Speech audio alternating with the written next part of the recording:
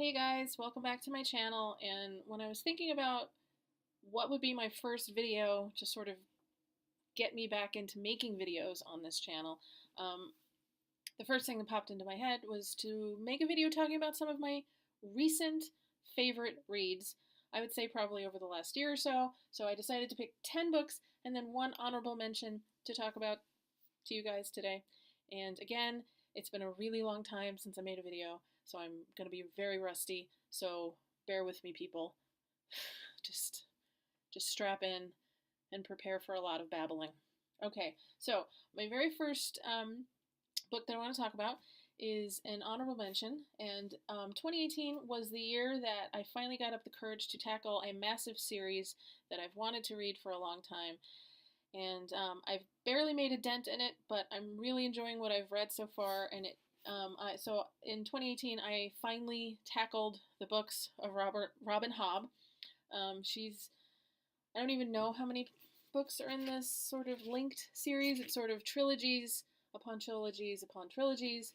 So there's 1, 2, 3, 4, 5 sort of interconnected trilogies, all set in the same world. It is a high fantasy series. And this is the first book, Assassin's Apprentice. I have read up to the third book of the first trilogy, which is why this is just an honorable mention, because I haven't really gotten very far into the series yet. The last book that I just finished this a couple days ago, and it was a really fun ride. It was very different than what I normally read, or at least what I've been reading lately, and it is Kings of the Wild by Nicholas Eames. I've seen very few people have anything negative to say about this book. And this is also a high fantasy, but it's different in the fact that it's got much more humor, much more lighthearted parts. It can be very dark as well, but I've never read a fantasy series that had anywhere close to the amount of humor that this book has. And basically in this world, these bands of mercenaries are pretty much looked at like rock stars. And people follow them and follow their career and sort of congregate around them and worship them like rock stars. And in this book, the Kings of the Wild is actually an older, sort of retirement age group of mercenaries who sort of get the band back together to try and rescue the daughter of one of the members. And it was a ton of fun. I absolutely loved the wizard Moog. He's great. And I loved Kit, who was sort of, well, he called himself a revenant. He got very upset if you called him a zombie. He was a great character as well. I really loved it. I have the second book, which is called Bloody Rose, and I'm anxious to read that soon. Next up on my list of books that I absolutely loved and are now in my list of favorite books of all time, it is Good Morning, Good Night by Lin-Manuel Miranda with illustrations by Johnny Sun. One of the things that has happened over the last couple years for me is I have become a humongous fan of Hamilton, all things Hamilton. I just bow down at the genius that is Lin-Manuel Miranda. He is one of my favorite humans on the planet, and this teeny tiny little book took me like a couple hours, less than a couple hours to read it, and it's just affirmations, things to make you feel happy, but I love this book. Love it so much. Next up on my list is one of the very first books that I read back in 2018, and it stayed with me throughout the year, and in fact, I still think about the characters. This book was beautiful, and I loved every second of it, and it is The House of Impossible Beauties by Joseph Cassara. I am flabbergasted that this book did not get nearly as much attention as it deserved. In a nutshell, it takes place in New York City in the late 70s, early 80s, basically focusing on the ballroom scene. And it is a fictionalized account of the house extravaganza featured in the classic documentary Paris is Burning. I loved everything about it. I loved all of the characters. They all broke my heart in different ways, and I miss them. And this is a book that I really should reread because I loved every second of it. But check it out. It's gorgeous. It's got a gorgeous cover. The writing is gorgeous. The characters are brilliant. And it's just great, and it's in my top 5 favorite books of all time now. Next is a book that is sort of on the opposite end of the spectrum, as that it pretty much ended up on a vast majority of people's favorite books of 2018, and it is Scream All Night by Derek Mellman. I pretty much have not read, I've maybe read a handful of YA books in my hiatus from this channel. I kind of burned myself out on it. It felt like I was reading the same story over and over again. And one of the things I loved about this book is that it was so different. It features a character whose father is a underground sort of cult classic horror movie, B-grade horror movie director, and he lives in this house, which is a really sort of creepy character unto itself, which is basically the studio where all these movies were made. And it's just fantastic. It's got its funny parts, it's got its sad parts, it has a mystery. All the characters come to life, and I loved every second of it. And this book sort of made me want to try and dip my toe back into YA at some point, but it was great, and I loved it. Another one of my recent favorites goes down as probably the weirdest, most bizarre, and at times nonsensical book that I have ever read in my life, and I loved every second of it, and it is Space Opera by Catherine M. Valenti. Pretty much this is American Idol in space. It's pretty much about a competition, a singing competition, which features creatures, both big and small, from across the galaxy, and they all congregate to have this big, huge singing competition. And it sounds insane, it sounds nutty, and it is. Catherine Valenti has become one of my favorite go-to authors. She's got a ton of books out there, and I love when I discover an author that has a huge backlist. And I've really enjoyed going back and reading some of her older stuff, but this still is my favorite. And they're supposed to be turning it into a movie or a TV show, and I am kind of petrified trying to figure out how the hell they're going to accomplish it. But it's great. I can't recommend this highly enough. You will enjoy it even if you don't know what the hell's going on. That's all I can say. Now, if you guys remember anything from my channel in the past, you know I tend to have a very unpopular opinion, whereas I tend to not like the books that are super popular and super hyped up, and tend to prefer books that maybe have a little bit of a lower rating on Goodreads.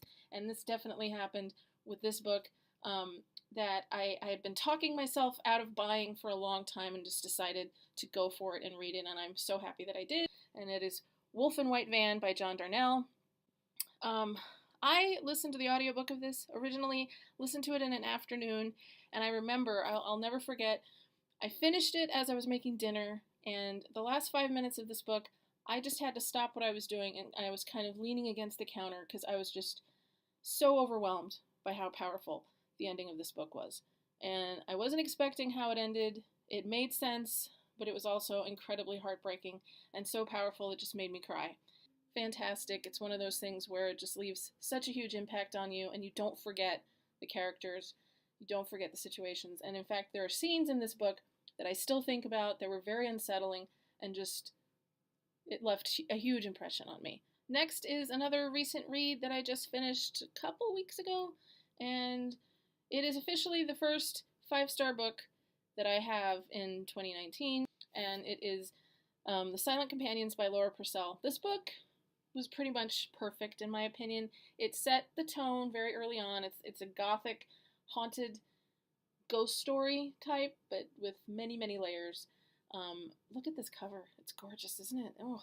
And it's about this woman who ends up at this estate after her husband dies, shortly after they're married, and she finds this locked room that, among other things, contain these sort of figures that are called silent companions, and they're fucking terrifying. The whole idea and the concept of these silent companions is brilliant and very unnerving, and the ending of this book is kind of controversial because a lot of people hated it. I thought it was very effective and really kind of enjoyable, but I love this book. It's definitely going to be on my list of favorite reads of 2019, and I highly recommend it. I had a very good reading month in January of 2018. But it was the first or second book that I read in 2018, and it knocked me on my ass, and it was the first and only time that I've ever finished a book and then immediately read it again, and almost read it for a third time when I finished. And it is I'm Thinking of Ending Things by Ian Reid. This book, you guys, another instance of ratings on Goodreads and Amazon keeping me from reading a book because, and I don't understand the low rating that this book has. I think it's freaking phenomenal, and obviously one of the best books I've ever read. Definitely the most disturbing, and it's one of those things where the story just kind of got under my skin, and I was thinking about it and thinking about it, and there are scenes that I can picture in my head so incredibly clearly that have stayed with me, and it affected me. And another instance where I listened to the audiobook of this while I was at work, and the last 15 minutes of this book, I could not do anything but sit at my desk and just basically sit there, probably with my mouth hanging open, because it just knocked me on my ass. I've never read a book that the ending just affected me so profoundly. The writing is beautiful. It's a short, tiny little book, but he manages to pack such an emotional punch with this book. He's just fantastic.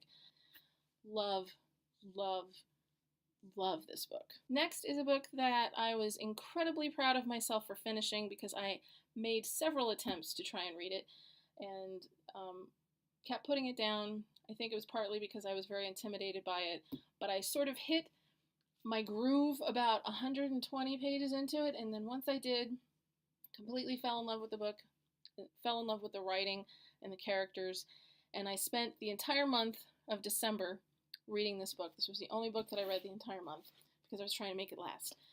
And it is Infinite Jest by David Foster Wallace. This is a polarizing book. Some people love it and have read it numerous times. Some people hate it, thinks it's terrible. I am obviously on the side of loving it. I can't. It seemingly is all over the place. It seemingly when you read this book, you seemingly think that this guy is just nuts. He throws all these different ideas and different plot points at you. You think it's not really about anything. A lot of people have a problem with the ending. A lot of people say it doesn't really even have an ending, but I love the open ending of it because it lets you sort of imagine what happened to these characters on your own. But this was a unforgettable reading experience and will always be one of my favorite books. So I have saved what I think is the best for last, as this is my very favorite book of all time, and it is The Last Days of Jack Sparks by Jason Arnott. I love this book so much. Holy hell. A huge fan of horror fiction and horror movies. This book has several scenes that are genuinely terrifying, genuinely crawl under your skin and stay there. And it is not a spoiler to say, because one of the first things you're told at the beginning of this book is that Jack Sparks died while writing this book, as if you can't tell from the title as well. But, so, what you're basically reading is the final book written by Jack Sparks, who is this sort of gonzo journalist who sort of does everything for attention, does everything for clicks on Twitter and YouTube. You know, he does everything to get as many people to watch him as possible. And so he did a book about drugs, so he became a drug addict. And this time he's decided to do a book about the paranormal, but he doesn't believe in any kind of paranormal thing. He just believes everything is sort of staged, and he goes to this exorcism. It's where the story sort of takes off, and things do not go well at this exorcism. He sort of mocks the people that are involved in the exorcism, and later this short video that on first viewing doesn't really make much sense, like this 30-second video, just shows up on his YouTube channel.